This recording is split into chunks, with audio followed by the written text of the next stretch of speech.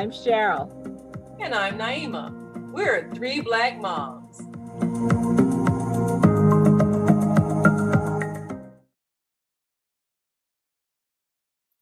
Happy Valentine's Day.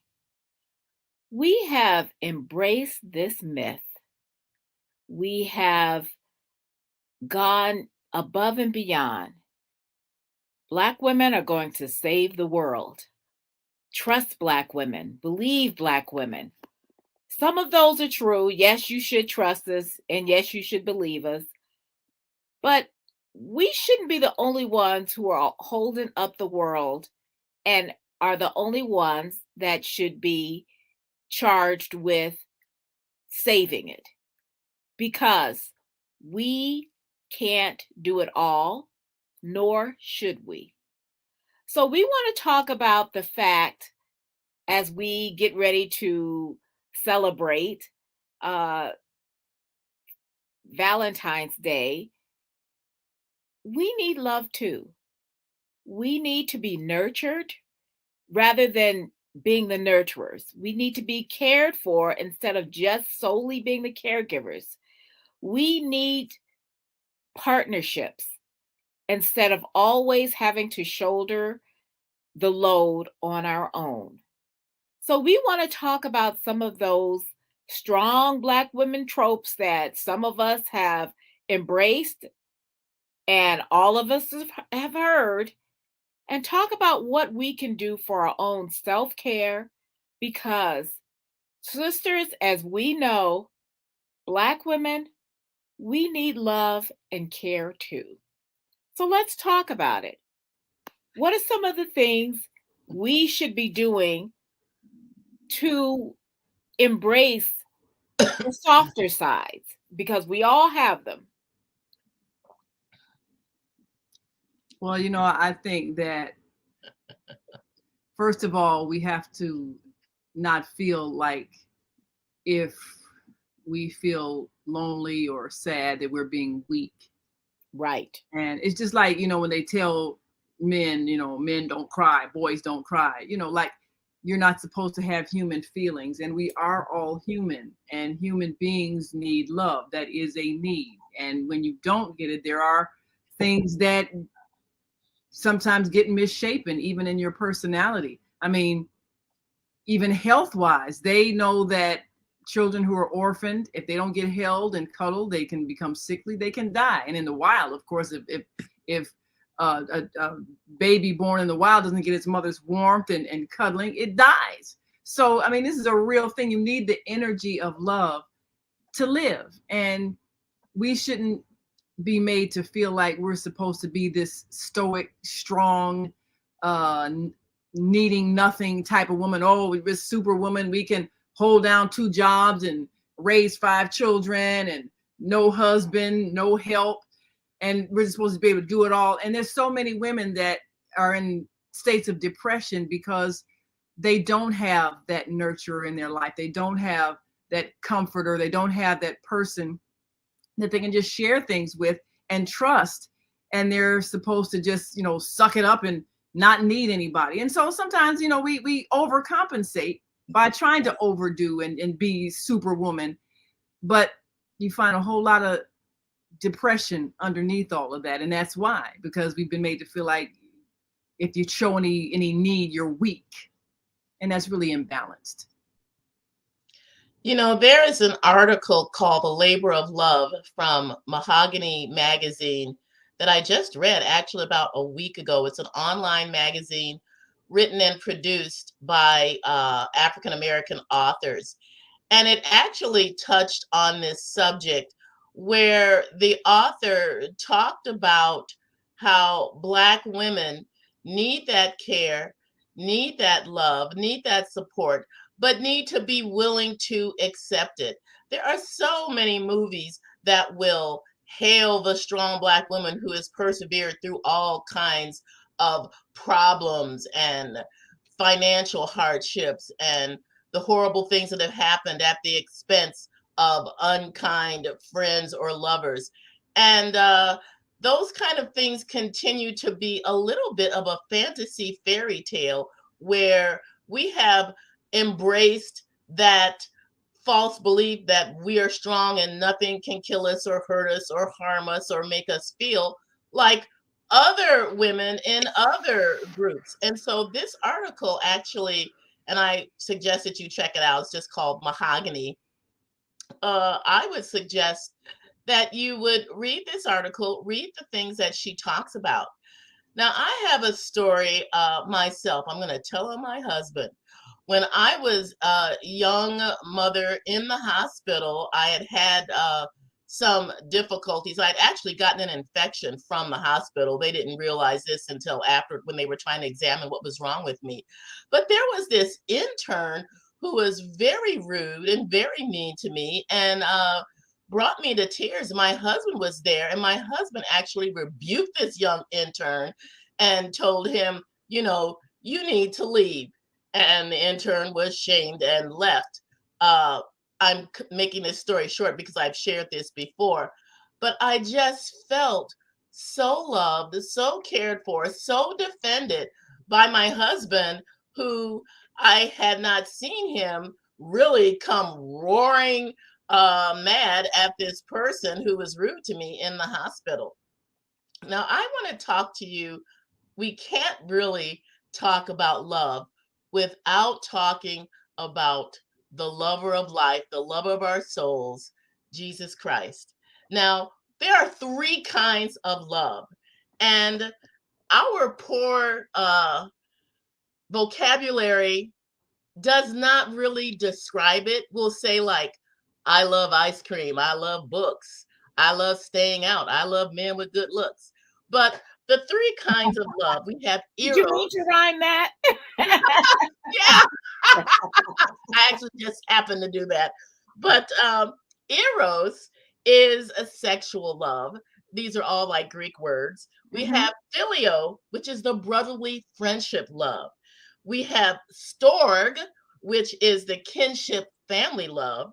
And then we have agape, the love that God has for us, the love where God gave his life for us. And, you know, scripture also says that greater love has no one than someone who lays down his life for a friend. And just to show what that kind of love looks like, that kind of love puts up with a lot of stuff. Love bears all things, forgives all things, goes beyond all things. And I am reminded of this story in the Old Testament of Hosea, who married a defiled woman who she repeatedly cheated on him over and over and over, and he just kept taking her back. And in the end, he had to pay for her because she had gotten sold into slavery during her runnings around with wild men. And he paid an exorbitant price for her and took her back, and even raised her kids. It isn't even known if all the kids that she had were by him. I think that we could learn a lot from the kind of love that was given and displayed in this story, this historical story of Hosea, who kept taking her back. Do you know someone who will take you back if you've done them wrong? And Black women have been done wrong a lot. And I feel that to be able to accept the kindness, and I'm thinking of that crazy movie a long time ago, I think it was Streetcar Named Desire, where the woman said, I've always depended on the kindness of strangers. You know, that's kind of weird. But I think that in order to embrace your whole self and really care about your whole self, you need to be willing to be honest about the vulnerabilities that we really have. Yes, we're strong, and yes, we'll persevere, and yes, women will go to bat for their kids to the last drop of blood. But I'm telling you, we need to be able to be seen as women that want to be loved and need to be cared for. Well, let me throw this out there. Since you mentioned a few Bible verses, I'm looking at a trend that I've seen among a lot of women, and you know, I understand dedication to spirituality. But given the way religion has distorted sexuality and shamed women out of their sexuality and shamed women who are sexual, sometimes women are confused in believing they cannot be spiritual and sexual, and also making them feel that if they are in fact desiring the love of a man, that makes them somehow dirty and wrong. And I think that kind of Taint. distorted religious teaching has really crippled us in many ways of being able to form healthy relationships. Now, Yeah. I've seen women, go all overboard with the, the church activities and everything, to the point where they will neglect a husband. And if he says, well, look, I need some attention, oh, that's the devil talking. And they're not realizing, to build a relationship, you need to spend time together. But their thought is, well, I'm doing this service. And I've seen women take that to the extreme. I've also seen women sometimes taken advantage of by preachers, because preachers see the need, they see the absence, and next thing you know, they got a secret intimate relationship with a preacher who was often married, but he also sees the absence of men in these women's lives, and then they are able to step in and fulfill her loneliness, which is unethical, but we see it all the time. And I've got so many instances of church pastors in scandals. So, when you have you have churches where you have maybe 90% of the congregation is female, that's very imbalanced. Yeah. And I'm glad you said that word, because I wanted to touch on that too. That's a great segue, because between what Barbara was saying and then what you, Naima, was saying, I was thinking, what is missing in our lives is that balance. One, yes, it's great to have a partner, and I say partner because it can be either a male or a female or someone non-binary, but you can have a partner, and you need to have that vulnerability to be able to embrace that partner and have that partner embrace you. But you also need to be aware of the word no when you don't have what you need, and to also embrace your own self-care. And that's what a lot of the thing is that love isn't supposed to hurt. And that's what we always forget, is that either, if in Barbara's story, I hear, okay, this was someone who just kept going back to someone who was not available to him, and kept trying to change that person, instead of maybe that person did not want to change. And and that is an emotionally, if not physically, abusive relationship. It's an emotional abuse. And at some point, we can love someone as hard as we want, and if that person isn't good, you need to be able to love yourself enough to say, you know what, I need to go. And it was so funny that, and I'm going to quote one of those great Black women, Medea. Yes. all props to Tyler Perry, but all right, y'all don't say nothing about it. You say they're not a real woman. Hey, but playing a real Black woman would say, if somebody doesn't want to be with you, let them go. Absolutely. Not. Why am I trying to convince you that I'm good enough for you when you're probably not good enough for me? So, I'm going to give you my love, and you can receive it or reject it. But if you reject it, don't come back and say, okay, I'm ready for it now, after you've been catting around and then found out that nobody wants you. And that's the thing, is that we need to love, the first person that we need to love is us. Ourselves. Because back to you a reflection of how you feel about yourself. Exactly. You're only going to end up with someone who mistreats you if you don't feel worthy of good treatment. And Yes, it's not blaming the victim, it's realizing that you've chosen to be a victim. and Why you don't have to are you be. doing that? And you You don't. are always going to be enough. And that is the thing. I remember there was one time that somebody said there was a survey and they were in a group and someone was and the question was, how many of you all could see fighting for your life? Mm. And a few hands went up. And then the question was, how many of you would be willing to fight for your child's life? And every hand went up. Oh, yeah. We have to love ourselves as much as we love our children, because Yeah. everybody, mothers know you'll throw yourself in front of a train for your child. You will. Mhm. And it doesn't even have to be yours. A lot of times it's Somebody child, Else's. Yeah.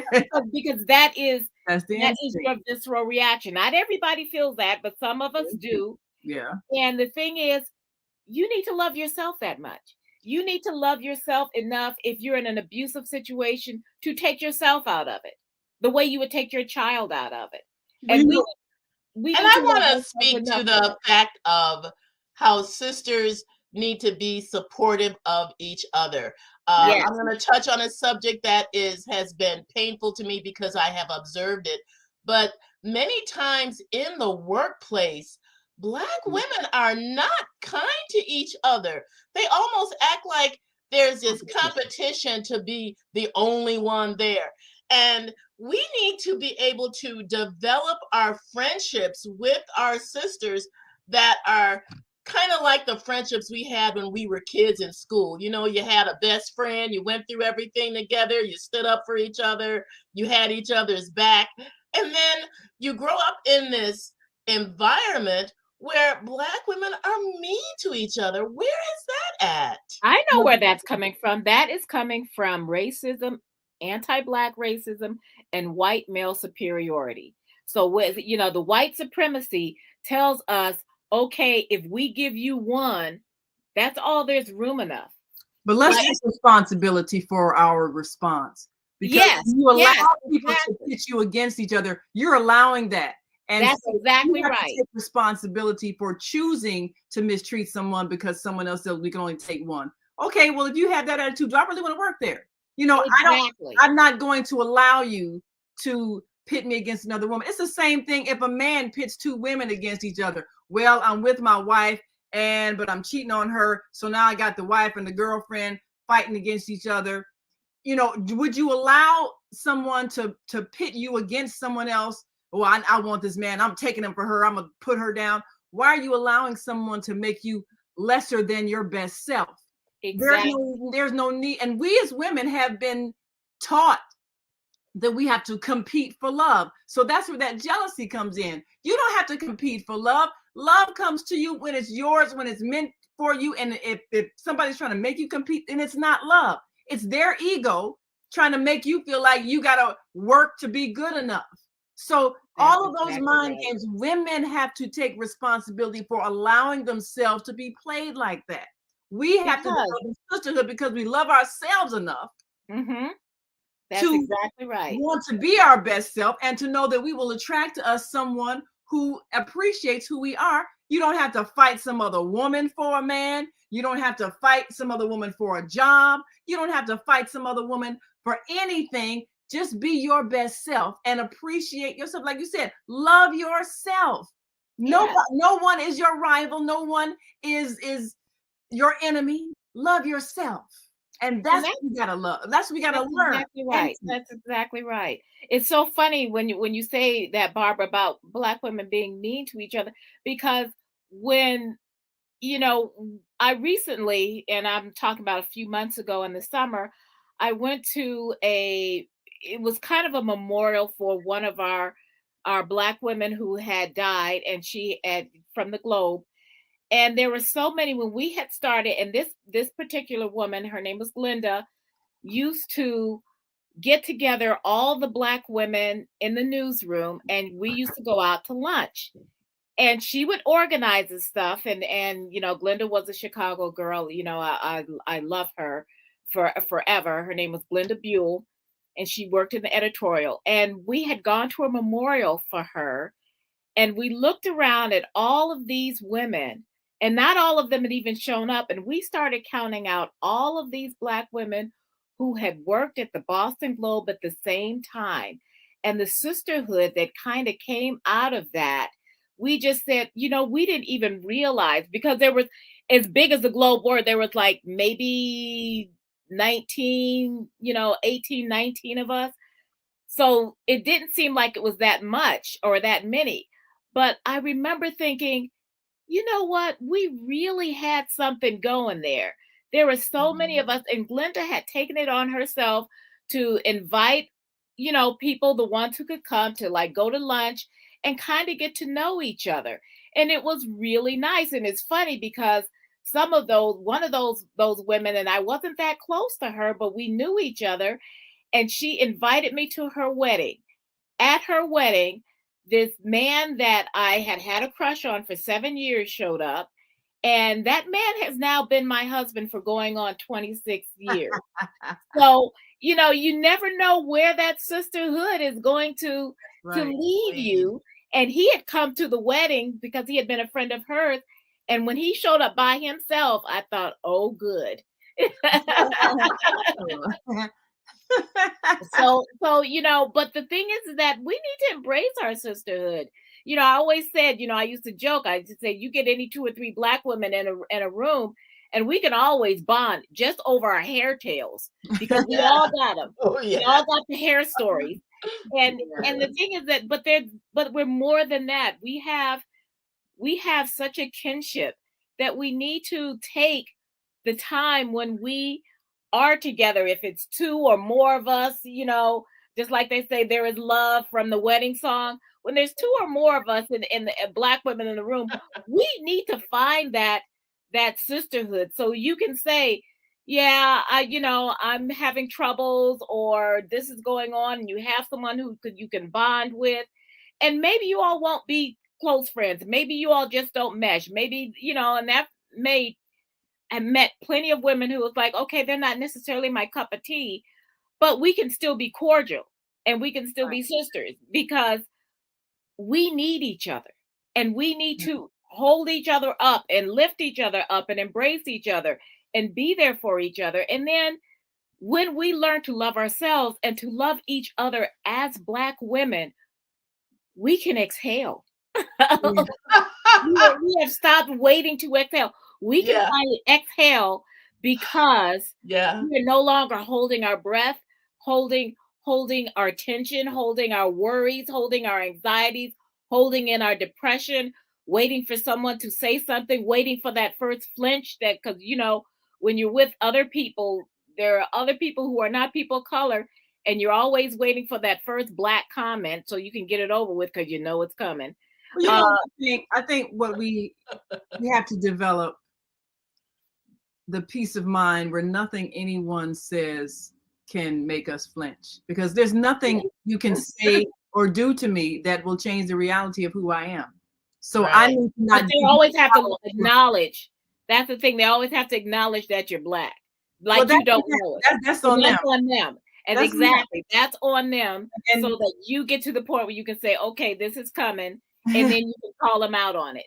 I think, I don't know if, I guess I depend on what circles, because there's some circles I'm around where I might be the only Black person, but happens to me all the time. I think, I think as we get comfortable with who we are, and it no longer matters whether other people are comfortable, it no longer matters if other people are racist or if other people profile us. I mean, we can learn to be at peace, like you say, love yourself, and nobody else's opinion matters. And about myself, no matter what you say, if I love myself, I don't care who you are, I don't care what kind of position you have, I don't care how important you are, how much money, position, power, nothing. You can't change the reality of who I am, no matter what you say or do. And it's that kind of security comes with maturity, that kind of security and self-preservation of yourself, that self-care of yourself. And I would like to reach out and speak to women maybe who have been single or widowed, or divorced. We don't want to forget those sisters either. For some Right. people, Valentine's Day is not a wonderful day. And I would like to also Make them bring up remember the that they're fact alone. Yeah. that February 15th, the day after Valentine's Day, is a Singles Appreciation Day, Really? where people Okay. who are Okay. single can be Okay. celebrated. Okay, I got to jump in here because I got to say this because my therapist this week, she even mentioned this. And so she said also candy at CVS is half off. You know, very important. So yeah, that's true. Buy yourself some candy and Buy yeah, yourself some candy. flowers. You know, Buy yourself some flowers. You know, buy yourself a facial or a massage or Yeah. a bubble bath. Yeah. Definitely massage. You know what? Yeah. That is the Pedicure, thing is, manicure, all that stuff. yes. Treat yourself. Oh, yeah. Pamper yourself. That's part And of don't self-care. Take yourself out. Pedicure. Take yourself out to a nice dinner. Yeah. Yeah. Spend some money on yourself. You don't feel Yeah, like, spend well, I some don't want money to on resist me. yourself. No, you're You special. know, you've Dress earned up. it. You've earned it. Yes. You know, and like I was going to say, when we talk about people, you know, saying stuff to us, it is no longer your job to make other people comfortable with your Blackness. Absolutely. That is on them. So we are proud, beautiful Black women, you know, and we need love too. But the first love we're going to get is love of ourselves. Yes. And then the more you give to yourself, the more you have to give out to other people. Right. You know, I was in a seminar today. It was one of those self-empowerment seminars. And the guy who was giving it, he was really making some good points about how we have all this negative self-talk and we keep repeating it.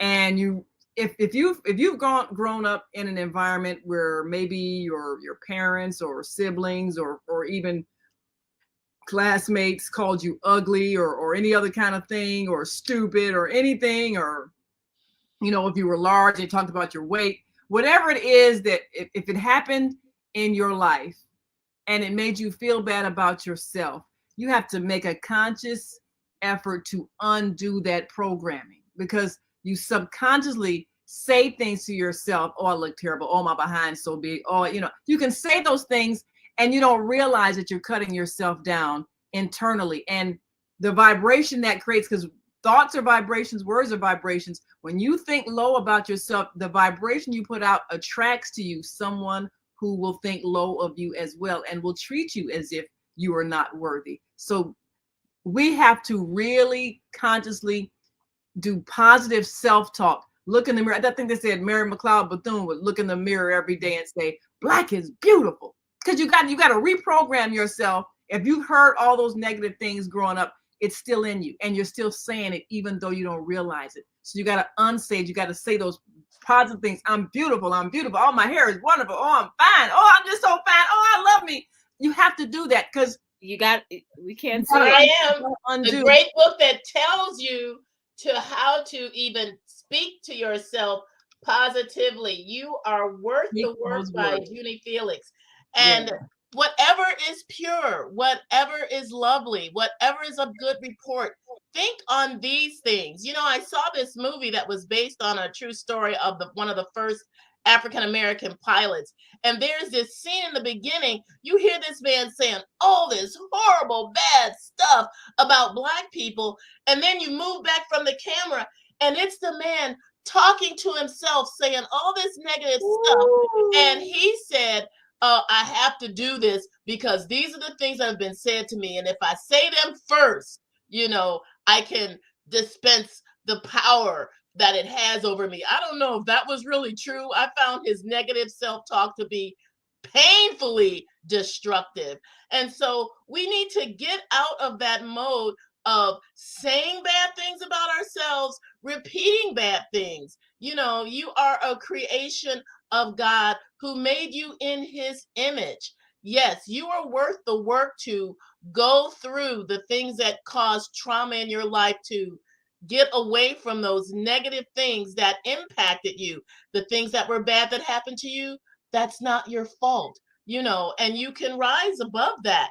I think that having a good grasp of knowing who you are, who you were created to be, Who loves you? God loves you and gave himself for you so that you could have that abundant life now, not later on, in heaven or whatever, but right now you can live that kind of life that is worthy of you to have, whatever your circumstances are. Well, Well, let's remember for us that to go. always, Yep, time for us to go. so that we may live that abundant life of love. We thank you all for watching. I believe we had a comment, someone who has some issues with what is happening in Nigeria with women. Yeah. And we understand that all over the world, women need to learn to love themselves. And that's when we know that we are expressing what we deserve. Thank you so much. Join us again tomorrow. Well, no, not tomorrow. Next week. You're already gonna be here. Tomorrow, if you're coming to the house. So Negus Afra, We've got to go. well, we thank you. We thank you. Happy Valentine's Day. Happy Valentine's Day. And remember, no one can take advantage of you without your consent. Love yourself above all. We will see you next time. Until then, I'm Naima. I'm Cheryl. I'm Barbara. Have a happy Valentine's Day. Love others. Love yourself. Love God. Bye.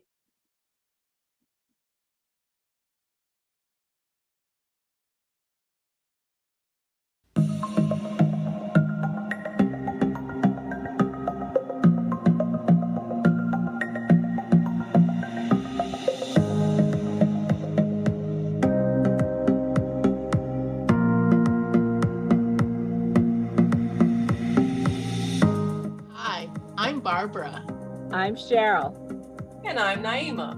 We're 3 Black Moms.